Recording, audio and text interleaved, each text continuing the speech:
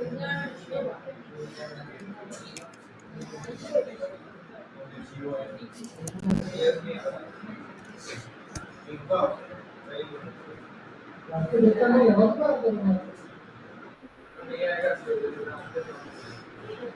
જ્યારે job placement જોઈએ resume મોકલી દેજો, બરાબર? જલ્દી જલ્દી જે પહેલાં મોકલશે એનું પહેલાં અરેન્જ કરી દઈશ. સર તમે પ્રોજેક્ટ આપ્યો એમાં મારે છે ને એક એટલે સિંગલ પેજનું જ હતું ફોર્મેટ. તો હવે મારે મલ્ટીપેજ બનાવવાના તો એમાં શું થાય છે કે હવે એની CSS પાછી બધું ના, સીએસએસ એ જ લેવાની ને, એ જ સીએસએસ. તમે એટલે જે મોકલ્યું છે ને એ સિંગલ પેજનું જ છે. તો હવે ફોર એક્ઝામ્પલ તમારે ડેટા એડ કરવા છે, બરાબર? હા. તો કોન્ટેક્ટર્સનું ફોર્મ હોય ને, નીચે કોન્ટેક્ટર્સનું ડીવ ટેગ હોય ને એ લઈ લેવાનું. તો સીએસએસ બધી એમાં લઈ જાય ને તમને. ના, એ પાછું એમાં કેવું છે, એમાં થોડુંક જ કન્ટેન્ટ છે. તો બીજો બનાવવો પડશે ને. હા, એટલે એ બનાવીએ છે ને તો CSS જે આગળની લઉં છું ને એ બરાબર મેચ નવી બનાવવી પડે છે. એ તમે અલગ સીએસએસ લો છો એવું છે? ના, એ જ લઈએ જે કે અબાઉટ અસ જે આવી જાય. અને એમાં બી પહેલા કેવું હતું એમાં જે હતા ને કે અબાઉટ અસ હતા, કોન્ટેક્ટ હતું, બીજી બધી તો હતી નહીં. એટલે એક હોમ હતું, અબાઉટ અસ હતું, કોન્ટેક્ટ હતું અને એક બીજું હતું બ્લડ ડોનેશન. એનું મેં કર્યું છે સર્વિસ.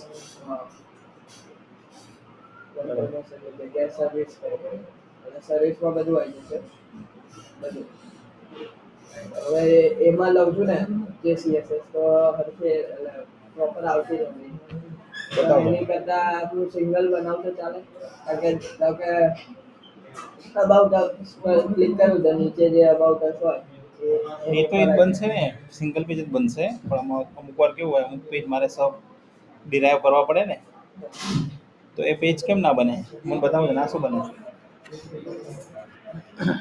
અને પછી CSS મારે તો સ્લાઇડરમાં એવું થાય. અને સ્લાઇડરમાં એવું થાય. શું થાય? એક ખબર સ્ક્રિપ્ટ ઇન્ડેક્સમાં નાખું, ઇન્ડેક્સ હોય એથી મોટો થઈ જાય. તો આપણે રિફ્રેશ કરવું પડે પેજ પર કરવા પડે. બતાવો તમે.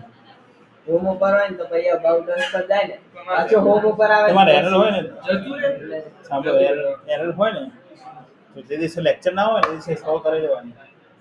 ના, તમે બીજા લેક્ચરમાં હોય ભલે હોય, બીજા લેક્ચરમાં પકડી સર દેવાનું. એકમાં એવું એક પેજમાં એવું થઈ ગયું. તો લેક્ચર ચાલતા રહેવાના, પણ તમારે છે ને મને ઇન્ફોર્મ કરી દેવાનું. એટલે શું છે, વચ્ચે વચ્ચે હું તમને શોર્ટ આઉટ કરી દઉં. લેક્ચર ચાલતા રહે આખો દિવસ. વચ્ચે ખાલી અંદર નામ બદલ્યું ને, ખાલી જે ઉપર નેવ બારમાં જે નામ આવે ને બધા ઓપ્શન એમાંથી મેં ખાલી નેમ ચેન્જ કર્યું ને તો નીચેના બધા ફોટા જતા એ ડીવ ટેગ પ્રોપર જોવું પડે એકવાર શું છે actually. ચલો કઈ વાંધો નહીં, જોઈ લઈશું આપણે બરાબર. એટલે એરરમાં તો શું છે,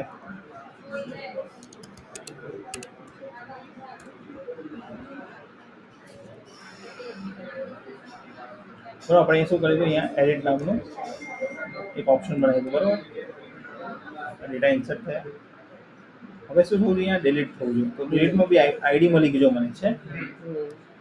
પણ શું છે, મારે ડિલીટની ખાલી વેબ સર્વિસ બનાવવાની. શું બનાવવાનું? Web service. પણ ડિલીટમાં મારે આઈડી પાસ કરવું પડે. શું પાસ કરવું પડે? આઈડી. તો અહીંયા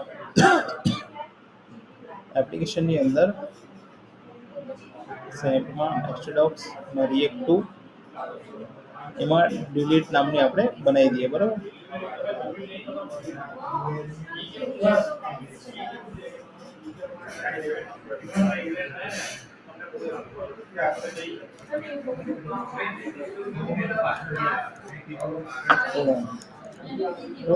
હવે ડિલીટમાં શું જોઈએ, મારે આઈડી જોઈએ.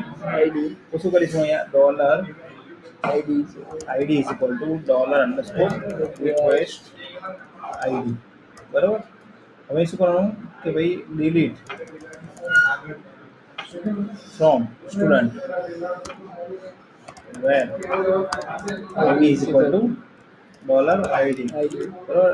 એમ થઈ જાય એટલે આપણે શું કરવાનું, if $result હોય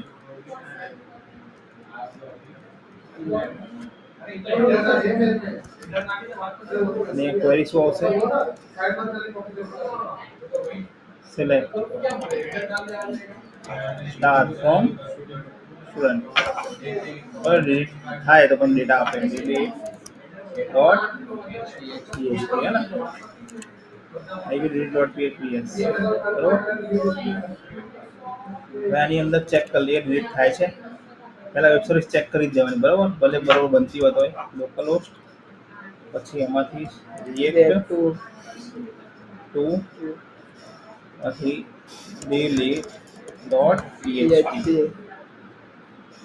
બરાબર તો આપણને એક question mark ID ID is equal to 1 થઈ ગઈ થઈ ગયો. એટલે વેબ સર્વિસ આપણી પ્રોપર થઈ ગઈ બરાબર હવે શું કરવાનું અહીંયા કે જે શો છે ફંક્શન શો છે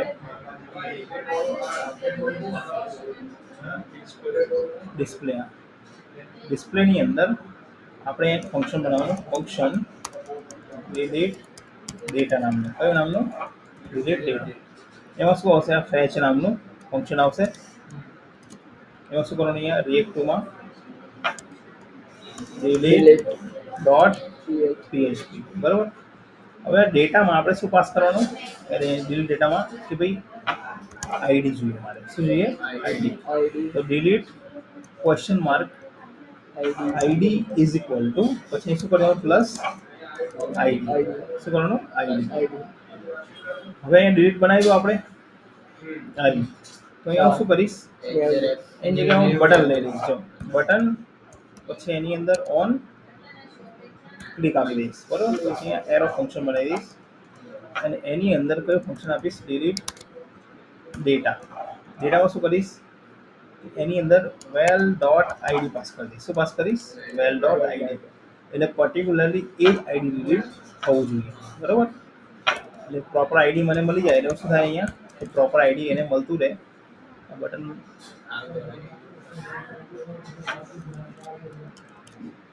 બરાબર છે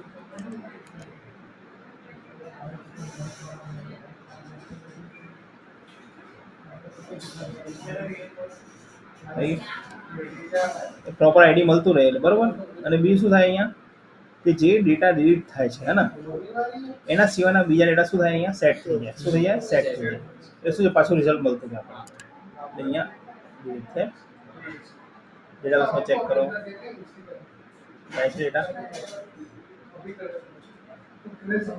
લોકલ હોસ્ટ ગયા બીજા ઉડાડો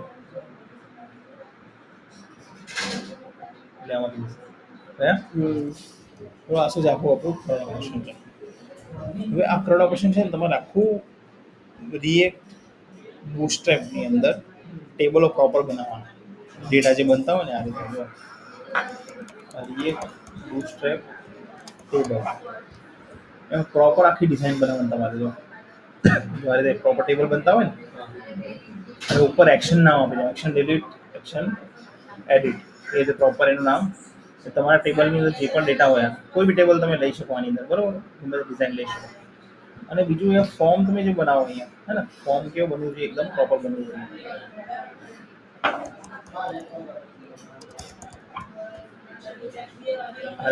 એના ટેક્સ બેક્સ બધા પ્રોપર હોવા જોઈએ દેખાય છે ત્યાં તો એક્ઝામ્પલ છે ફોર્મ પણ તમે બીજું કોઈ રજિસ્ટ્રેશનનું ફોર્મ મળતું હોય તમને આપણે જોઈએ તો આગળ રજિસ્ટ્રેશન ફોર્મ બૂટસ્ટ્રેપના આ ટાઈપના છે આ ટાઈપનું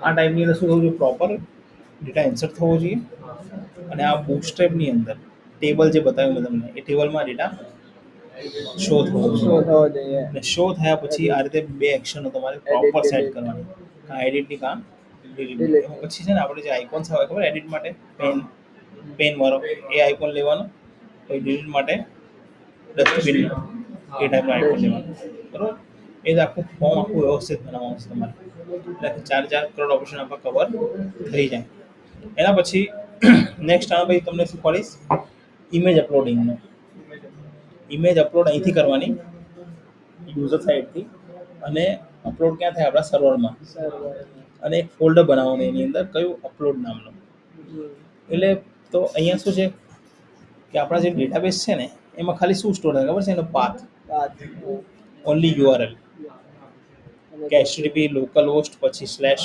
ફ્લટર સ્લેશ તમારું માનું react2 નામનું ફોલ્ડર છે એની અંદર કયું ફોલ્ડર છે અપલોડ નામનું. upload. તો એ આખું અપલોડ નામનું ફોલ્ડરની અંદર બધીમાં જો પડી રહે અને URL ખાલી અહીંયા જનરેટ થાય. શું બને URL. બરાબર, એટલે એ ટાઈપનું આખું એની અંદર એક્ઝામ્પલ ક્રિએટ કરવાનું છે તમારે. બરાબર. સર મને પછી તમે ફરીથી શીખવાડશો? શું મારે સર મિડ આવે ને એટલે સર મારે એક જ દિવસમાં બે પેપર એટલે ક્યારે તમને મારે ગુરુવારથી ચાલુ થાય એટલે હું શાયદ મંગળવાર કે બુધવાર જઈશ સર. એટલે શું સર અમારે એક 10 વાગે પેપર 10 થી 11:30 અને બીજું 1 થી 2:30 વાગ્યાનું પેપર.